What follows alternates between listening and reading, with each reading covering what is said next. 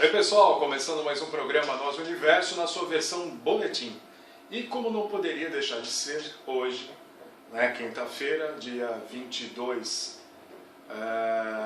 de março, a gente está vindo a público mais uma vez, está tendo esse contato com vocês para explicar um pouquinho daquilo que aconteceu ontem em praticamente todo o Brasil, todo o território nacional, em relação aos apagões. Graças a Deus aí o Leandro do OSSIS, do canal OSSIS, já saiu aí com algumas explicações, ajudando vocês a compreenderem um pouco aí do fenômeno, né? E claro que motivado pelas perguntas que a gente recebeu pelo nosso WhatsApp, o número está aqui embaixo para vocês verem, a gente percebeu que havia talvez a necessidade de explicar um pouquinho melhor e um pouquinho mais acerca desse assunto tão interessante e que pegou todo mundo de calças curtas, né? Então bem aqui atrás de mim a gente colocou uma foto de um momento durante uma tempestade, o número de cargas elétricas que acontecem, né, da atmosfera em relação ao solo, para embasar um pouco aí a nossa conversa de hoje. Eu tenho dito, e quem tem nos acompanhado sabe da nossa preocupação em relação à atividade solar, né? Mas a gente não teve como explicar detalhadamente o porquê dessa nossa preocupação logo de início. Mas eu aproveito então para esclarecer a vocês que o Sol, como todo mundo sabe, tende a se comportar em algum momento de uma forma um pouco mais explosiva, literalmente falando. É quando acontecem, ou poderão acontecer, erupções na coroa, na parte mais superficial do Sol. Cada erupção solar, para vocês terem uma ideia, ela pode liberar o equivalente a 1000 bombas atômicas, a energia de 1000 bombas atômicas. E toda essa energia é lançada no sistema solar, como vocês já bem sabem, e podem chegar e chegarão à Terra em algum momento. Essa energia da qual eu falo é uma carga elétrica de um vulto magnífico, uma coisa estrondosa em termos de quantidade de eletricidade. Só que, na verdade, todo mundo tem acompanhado o monitoramento que a gente tem feito 24 horas por dia, através da Universidade de Bradford, e vocês viram que o Sol está se comportando mais ou menos bem.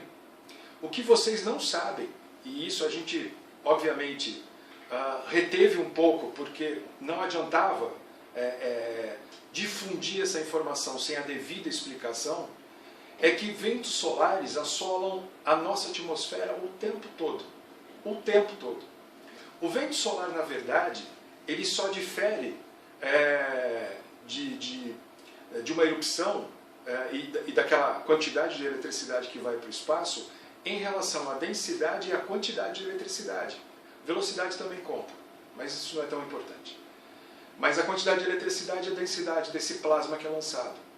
Então, como eu estava dizendo, ventos solares chegam aqui o tempo todo. E qual é o grande problema, então, do nosso país ou do nosso continente? É estar justamente subjugado, submetido à pior cobertura geomagnética que o planeta tem hoje. Ou seja, aqui é onde a magnetosfera é muito fraca. E por isso mesmo, o nosso continente está na berlinda, está extremamente exposto a esses efeitos elétricos gerados pelo Sol. Então, para bom entendedor, a coisa mais ou menos é a seguinte: essa quantidade de ventos solares que chegam ao planeta, lá nos Estados Unidos, por exemplo, não afeta tanto como nos afeta aqui no nosso continente por causa do enfraquecimento da magnetosfera. E o apagão de ontem não tinha nada a ver realmente com uma erupção no Sol, mas tinha a ver, ou tem a ver, com a quantidade de eletricidade na atmosfera. E quem eletrifica a atmosfera? São os ventos solares, que chegam todos os dias aqui. Então, na medida que os ventos chegam e vão energizando, vão eletrificando a nossa atmosfera, uma quantidade imensa de eletricidade vai ficando retida na nossa atmosfera, que a gente chama de ionosfera. É justamente a camada que segura toda essa eletricidade. E quando há um evento climático, ou às vezes nem precisa ter, um evento climático como uma tempestade, uma chuva forte, como eu disse, às vezes nem precisa disso, esses raios descem. Eles vão procurar a Terra.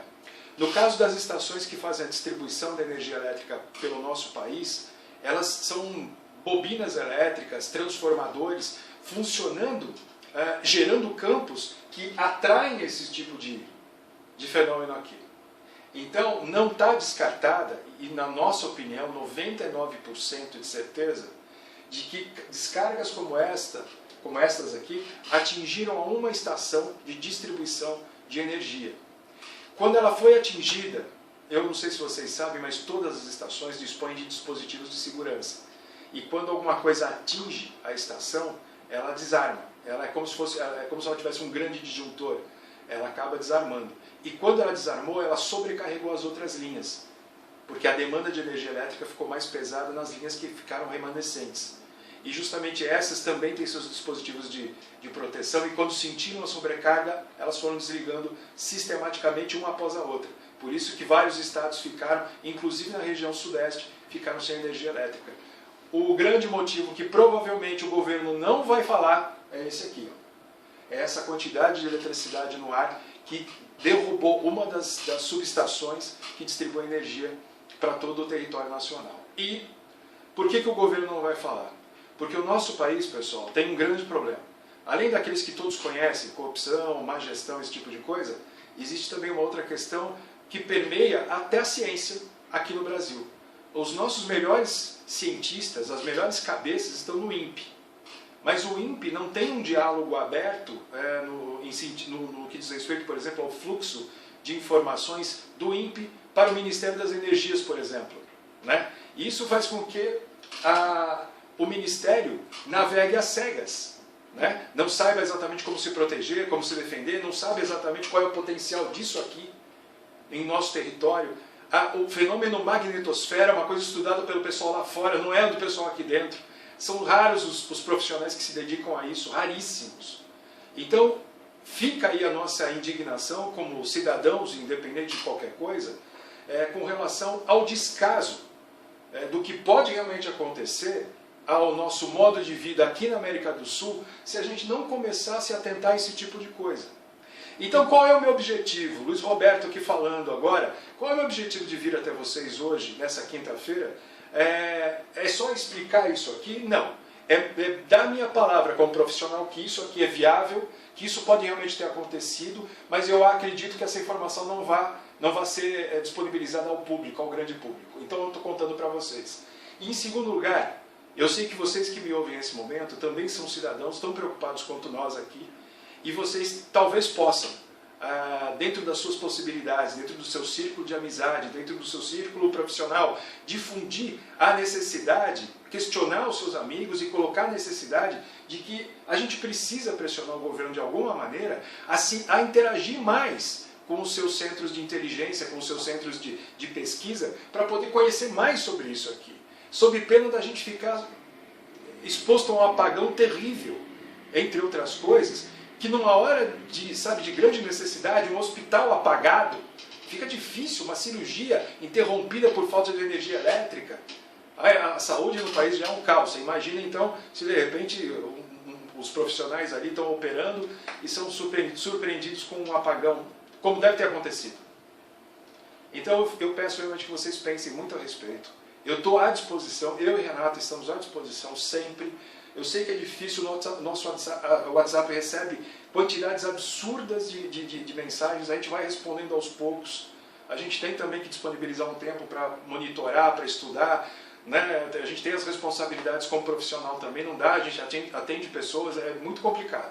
Mas a gente faz o nosso melhor para chegar até você em algum momento com essas informações e esclarecendo suas dúvidas.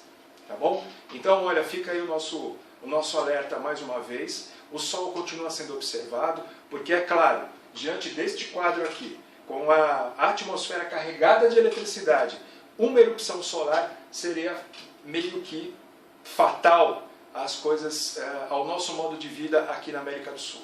Eu não digo que, como eu tenho dito até individualmente, o problema não seria só o prejuízo material, né, os apagões, os aparelhos queimados, esse tipo de coisa. Há também uma preocupação muito grande com a possível interferência na saúde humana, principalmente no comportamento cerebral. Nós sabemos que, eu já repeti isso milhares de vezes, vou repetir mais uma, mas o cérebro humano é um grande circuito elétrico. ele está afeto, ele está relacionado, ele pode se relacionar ou pode se alterar com qualquer coisa de grande monta magnética que aconteça do lado de fora da caixa craniana. É importante nós estarmos prevenidos e preparados para um evento como esse. Não é para entrar em pânico ou sair andando com aquele negócio de alumínio na cabeça, não é isso agora. Mas quando nós expedirmos um alerta, porque o Sol entrou em erupção, alguma parte dele começou a entrar em erupção, por favor, mobilizem-se e mobilizem suas famílias para se protegerem, entrem num carro, vão para um subsolo, bota a touquinha de alumínio na cabeça, porque realmente é muito sério o que nós estamos falando. Se apenas o acúmulo elétrico fez o que fez ontem, e é só uma coisa cotidiana, é o vento solar entrando todo santo dia e acumulando eletricidade, quando a erupção solar acontecer, aí sim a gente está pego aqui na América do Sul. Tá? Desculpa falar assim, a ideia não é realmente causar pânico e simplesmente conscientizar vocês. Tá certo? Muita gente fez essas perguntas que eu acabei dando como resposta hoje aqui na nossa conversa e achei importante por demais isso, porque senão eu estaria me omitindo. Eu não posso me omitir, Renata não pode se omitir, de sabendo dessas informações, tendo essas informações aí à mão, não compartilhar com vocês. Na verdade, o que nos motiva, o que nos movimenta nessa direção é saber que, pelo menos, aqueles que conseguirem nos ouvir e entender, vão conseguir se proteger e, efetivamente, vão proteger suas famílias. Para nós, missão cumprida. Tá bom? A gente se vê no próximo boletim aí. Um abraço a todos. Até mais.